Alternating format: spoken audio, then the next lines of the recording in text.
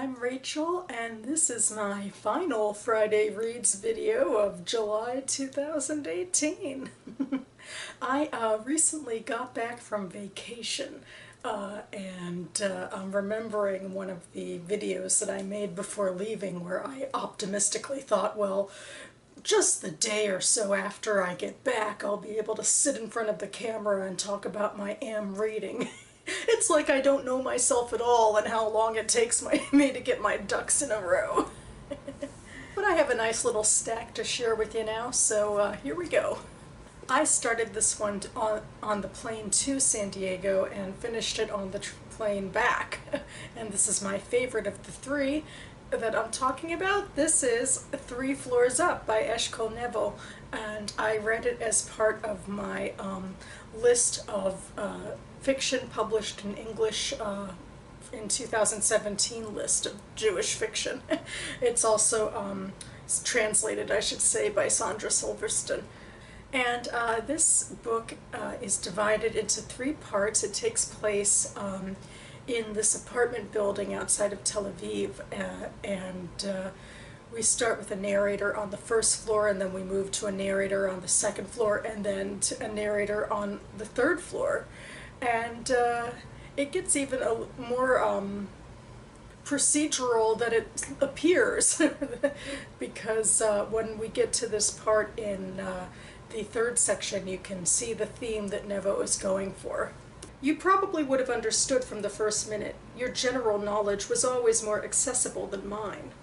I wasted half a day combing through medical encyclopedias until I realized that there is no organ called a suprego in our body, and that my dream apparently referred to the superego, a term Freud coined as part of his topographical theory that divides the psyche into 3 floors. The Encyclopedia of Ideas helped me to remember the 1st floor, which he called the id, contains all of our impulses and urges. The middle floor is the ego, which tries to mediate between our desires and reality. And the uppermost level, the 3rd floor, is the domain of His Majesty, the superego, which calls us to order sternly and demands that we take into account the effects our actions have on society. So that really does map very well to the 3 characters. The first character on the 1st floor has major impulse control. He seems to be operating under a little PTSD from his military action in the First Intifada, and is obsessed with the idea of his daughter's safety.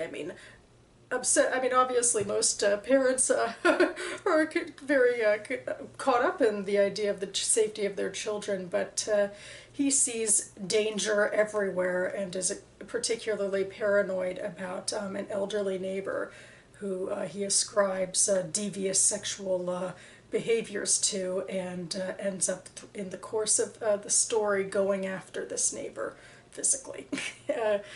And the 2nd story on the 2nd floor is my favorite, and the character is very obviously stuck between reality and dreams, and she is navigating and trying to figure out what is real and what is not real. She's sort of stuck alone with her kids. Her husband is always gone, and her life doesn't have a whole lot of meaning on its own. And one day, her brother-in-law, who is sort of running from the law, shows up on her doorstep, and she has to hide him. But there is a running theme throughout the story of, is he really there? Is this really happening? Or is it all just in her head?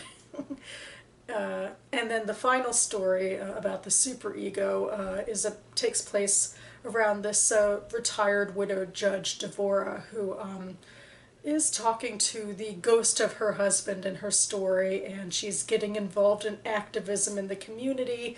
Unlike the rest of the people in the story, she's sort of more outwardly focused. But she does also have an estranged son, and she's getting in touch with him as well. Another running thing throughout the story is that each of the narrators is dictating their story to an outside party.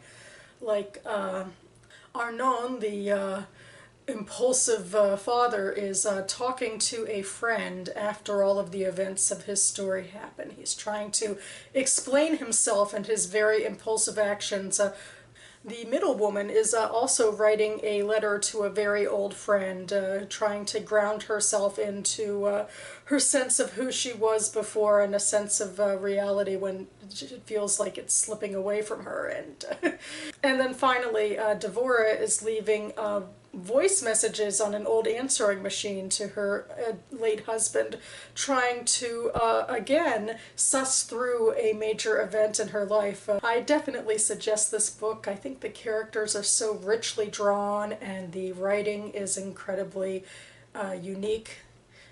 The style and the tone that's used, and so I really enjoyed this, and I'm excited about that because I've been reading my Jewish fiction published in 2017 list, and I've been enjoying a lot of it, and I found a lot of it to be kind of mediocre or but this is the first one that I really think really soars. Next, well, I started this on the plane ride home on Monday, and I finished it just yesterday. This is a collection of short stories because it's my birthday month and I tried to focus a little bit on short stories, and that last one was kind of interconnected short stories, kind of. But anyway, this one is You May See a Stranger by Paula Whyman. She is a local to me author, and these stories all take place in Washington, D.C. And in fact, they all chronicle the life of this one woman, Miranda Weber. And these stories really chronicle her sexual life. The first one is about her sexual awakening in a driver's ed class when she's a teen, and the last story, going chronologically through her life, is takes place when she's about to turn 60, when she has a liaison with an old boyfriend. These are each stories that document a specific event in Miranda's life, and so she doesn't get into a lot of the emotional interconnectivity between stories. I mean, there is a thorough line of major events that happened in the stories that she references in other stories, but there doesn't seem to be a lot of emotional connection to other characters. This character is incredibly self-absorbed in all of the stories, even as she thinks about things outside of herself, like because this story chronicles DC in the 80s and 90s and early thousands. It talks a lot about the Gulf War in some stories, or about drug culture, or about the infamous sniper in the white van who was terrorizing the area. Actually, right before I moved to this area, there was this sniper who arrived in a white van and shot people. And so it was just very, you know, unsettling and scary, and that's something that she's worrying about as a young mother. I liked it to a certain degree because there were characters, especially in her sex life, who kind of came and went, and it gave you an idea of how people have these fleeting presences in our lives, and then they could go away. And but at the same time, I guess I found it a little jarring and disjointed that the major character in all of the stories was her disabled sister, Donna, who had a mental disability, and she mostly related to Donna in feeling bad and inferior about the idea that she didn't want to take care of Donna, and that her parents were kind of counting on her for that, but that she didn't want to do it. And then when her children came into the picture, she only ever talked about them vaguely, like they were never named in any of the stories. But again, I think the character is self-absorbed, and the stories are very tightly woven around a specific event per story. Although that's not entirely true, because Whyman tends to be able to weave a lot of backstory into each of the stories so that it builds up a sense of theme for each story. So let me see if I can find something here. Okay, backstory isn't really the proper term, I suppose, for what's going on in the story Transfigured Night, but Whyman does pull a lot of strands of things together. Transfigured Night takes place when Miranda has been married for about a year to her husband. And so the major action of this story takes place around them going to a symphony, and Miranda has a bit of a reaction to the music, and then on the way home they get into an accident on the road where this deer runs in front of their car and is gravely wounded, and that also makes her think about her sister. But I'll start with the symphony, which informs the title. I read the program notes on the piece that had just begun, Schoenberg's Transfigured Night in English. I'd never heard it before. It struck me at first as melodramatic, the music equivalent to a Daphne du Maurier novel, ethereal violin arrested by the dark portent of bass. I might have been right. Here's where it got sticky. The program told me that Schoenberg had been inspired by a poem in which the man and woman take a walk at night in the woods. The woman is distraught and tells the man she's carrying a child that isn't his, a pregnancy from an old lover before the two had met. The man calms her worries and assures her that he'll raise this other man's baby as his own. The man and the woman live happily ever after, or so we are meant to believe, a fairy tale, which explained the way that the music seemed to demand and receive its particular emotional response. Now be afraid, now relieved, now content, now love. In real life, there were no happy endings to stories that start with a woman saying, "It's not yours." But something in the way that the story was told inside that music made me a victim of its emotional manipulation, until I no longer felt manipulated. On the way home from the concert, we were subdued, as if the mood of our earlier argument had been diluted but not entirely eliminated by the music. I was trying to play back the Schoenberg in my head. It had lulled me in a way I wasn't used to. But in my mind it was off, misremembered, flat, sharp, lacking crescendos, as if an inept student practiced it in my brain. We drove through the park, the scenic route, though there was nothing to see in the dark. No streetlights, winding road, and the only one lane in each direction, woods on either side, rushing by in a blur of star-punctured night. Then it happened. Something massive flew at our faces, blotted out the road, piercing squeal and screech, and there was a snap and a skid and a bump, and we were all in the grass, just short of a tree, our headlights cutting into the woods, and all was quiet. And so the deer that they hit is suffering badly, and there's a lot of tension about whether they are going to kill it or if the police are going to kill it, because they can't really, there's tension there with the police because they have to report if somebody fires a weapon of any kind, but nobody really wants to see this deer suffering. And that makes Miranda think, I thought of my sister, the other suffering deer. Just by being alive, she threatened the life I wanted for myself. I resented her, and I didn't think much of myself for that. And then finally, when all is said and done and the deer is put down, we get back to one of the major themes of all of these stories, really, which is something I guess I am a fan of myself personally, about how things are open-ended in life. It goes like this. The moment before the impact, when I was trying to locate the music in my head, what I wanted to recapture was the wholeness that I felt all too briefly when I'd first heard it. When I listened, as I had read the story told by the poem, something had happened in me as if I'd taken the music like a pill, swallowed it. It filled my insides, a feeling that was familiar, even though I'd never heard that music before. The threatening bass, those light-hearted violins, that drama rising and resolving, it was the resolution I wanted, the kind that was only possible in stories.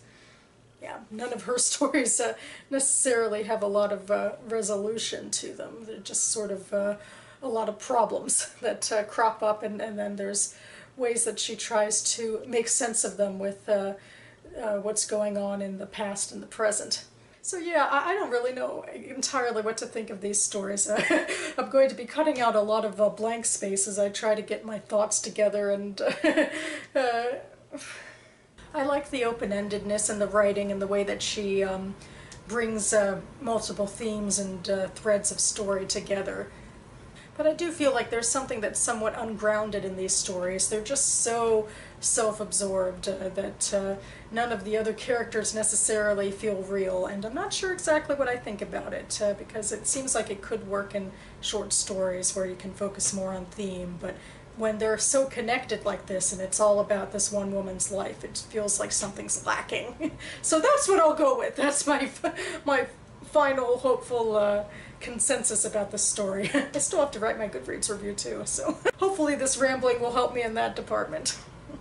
And finally, I finished this last piece, a memoir, just tonight. I actually met with my book club when I had like 30 or 40 pages left to go, but I wanted to talk with them. I actually thought that I hoped the conversation would ground me a little in what I think about this memoir. This is called I'm Supposed to Protect You from All of This by Nadja Spiegelman. And Nadja Spiegelman is the daughter of Art Spiegelman, who wrote Mouse, a infamous graphic novel about the Holocaust. It's based on his talks with his father about what happened and how that informed their lives, the rest of their lives. And this book is a lot in that vein, except that Nadja Spiegelman is talking to her mother and her grandmother and trying to probe events that informed all of their lives. And it's a really fascinating memoir in that it delves into the idea of unreliable memory a whole lot, because she goes back and forth with herself and with her mother and her grandmother about events that happened in their shared histories, and who thinks what about what happened and what that really says about how they see themselves and how they see their relationships. It's a very melodramatic story. There's a lot of sort of violence and tension and sexual tension and drama of that sort, especially when they're teenagers, and there's being sent to boarding schools and being slapped around by angry parents and being sexually deviant to you know, be rebellious, and also being victims of sort of sexual abuse and of harassment. And that's where this title comes from, I'm Supposed to Protect You from All of This, about if the mothers are the mothers are always, especially when the girls are adolescents, seem to be self-involved in their own lives, and the girls sort of remember them as not being not protective enough about what's coming with their changing bodies and changing psychologies. But I don't know, I feel like maybe this title isn't all-encompassing, because so much of the crux of the story happens when Nadja is in her 20s and is writing this novel. There's a this memoir. There's a fourth wall that's being broken. She's always referencing writing the memoir. And that's when she kind of steps outside of herself and is able to see her mother and her grandmother's lives more on their own terms as well. And everybody's relationships seem to have calmed down in adulthood, and they're able to sort of see each other more as more calmly, especially her and her mother, I think. Not so much her mother and her grandmother, but to an extent. But I did really like this. I think in a way it makes me feel better about all memoir, because it tells the truth that the rest don't really admit to, is that memory is fallible. So that's why memoir always inches it closer to fiction than maybe it would like to admit. And I've always liked memoir for that reason, because it's kind of read like fiction. But this one is more honest than most about the fallibility of what's being discussed, and how everybody's versions of the truth are so different. And then it gets into what makes up your personal identity and your personal history. And really it has to do more with what you remember than what actually happened. Or at least it's a mix of the two. So I really liked that. But overall, I guess I also found the memoir to be a little too fleeting. Like, she flitted too much back and forth between the storylines, and I found it difficult to keep track sometimes of the specific people and events. And I just sort of went with it when they came up again later, if I didn't remember them. But yeah, overall I think this was really strong and thoughtful about memory, and about how truth versus memory, fact versus memory, and how it informs your own life and how you see yourself, and also your relationships with those people who are closest to you. And now into what I plan to read next for the end of July, and let's face it, probably into August. Though this one I should be finishing up before the end of the month, because it's due back to the library ASAP. This is another collection of short stories. This is The Worlds We Think We Know by Dalia Rosenfeld. I read the first of these stories in my Try a Story tag that I did earlier in the month, and now I'm hoping to read the rest of them. I will read from the flap. Fiercely funny and entirely original, this debut collection of stories takes readers from the United States to Israel and back again to examine the mystifying reaches of our own minds and hearts. The characters of The Worlds We Think We Know are animated by forces at once passionate and perplexing. At a city zoo, a mismatched couple unite by releasing rare birds. After being mugged in the streets of New York, a professor must repeat the crime in order to recover his memory and his lost love. In Tel Aviv, a sandstorm rages to expose old sorrows and fears as far away as Ohio. And from an unnamed Eastern European country, a woman haunts the husband who left her behind for a new life in America. In Dalia Rosenfeld's prose, the foreign becomes familiar and the mundane magical. Clear-eyed, empathetic, and heartbreaking, this is a dazzling debut. And this is also the only short story collection I put on my Jewish fiction published in 2017 list, so I'm looking forward to getting to it. And finally, I'm returning to my Sammy Rohr nonfiction project with this title. This is Jews on the Frontier, Religion and Mobility in 19th Century America by Shari Rabin. This was up for contention in the 2018 award cycle, and I read two other books that were up for contention this year, and once I read this one, I will be reviewing them for my Sammy Rohr Reviews videos. So huzzah! So I will read from the flap. Jews on the Frontier offers a religious history that begins in an unexpected place, on the road. Shari Rabin recounts the journey of the Jewish people as they left eastern cities and ventured into the American West and South during the 19th century. The book brings to life the successes and obstacles of these travels, from the unprecedented economic opportunities to the anonymity and loneliness that complicated the many legal obligations of traditional Jewish life. Rabin argues that Jewish mobility during this time was pivotal to the development of American Judaism. In the absence of key institutions like synagogues or charitable organizations, which had played a central role in the lives of East Coast immigrants, ordinary Jews on the frontier created religious life from scratch, expanding and transforming Jewish thought and practice in the process.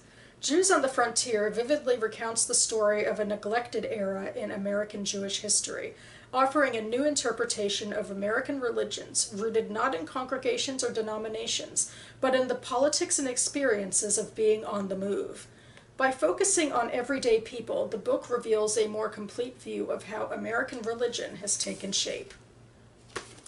So yeah, and another reason, I've talked about it before, that draws me to this particular history is that my own Jewish family are Midwesterners, and I don't actually know a lot about how they ended up in the Midwest, but this is sort of, it seems like the major mythos of how most Jews ended up there. So I've read nonfiction and fiction about it. I think this will be the most comprehensive nonfiction, insofar as 150 pages is comprehensive.